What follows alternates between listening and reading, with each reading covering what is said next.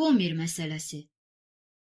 Bir çox mənbələrdə Homerin doğulandan gözlərinin görmədiyi haqqında məlumatlar var. Buna sübut olaraq onun büstünün şəkli göstərilir. Lakin bu büstdən başqa Homerin görmədiyini əsaslandıran heç bir dəlil mövcud deyil. Bunun əksini iddia edənlərin arqumentləri daha güclüdür.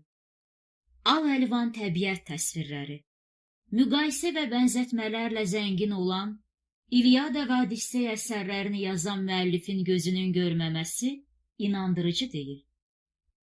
Göz görmədən səhərin açılmasını, gecənin düşməsini, idman yarışlarını, təkbətək döyüşləri, növbənöv silahları, müxtəlif canlıları, hətta dəniz mərcanlarını belə bunca dəqiq təsvir etmək mümkün deyil.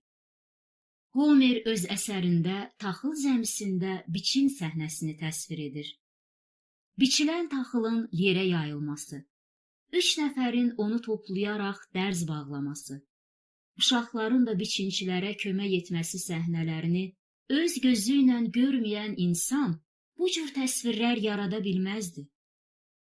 Rus alimi Partnov, Homer bizdən iti görürdü kitabında yazır. Xarici aləm haqqında informasiyanın 85-90% görmə, 8-9% eşitmə, qalanları isə dad və qoxu bilmə orqanları vasitəsilə əldə edilir. Bu, sağlam insanlar üçün xarakterik göstəricidir.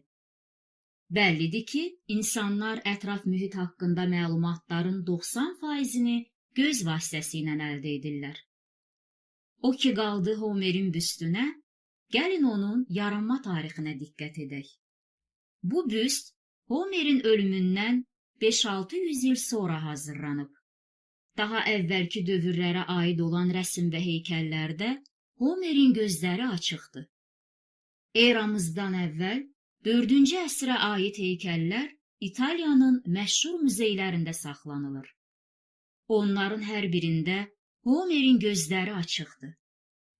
Ola bilsin ki, ahıl yaşlarında Homer gözünün işığını itirib. Amma İlyada və Odisseyanı yazarkən şairin gözlərinin çox yaxşı gördüyü şübhəsizdir.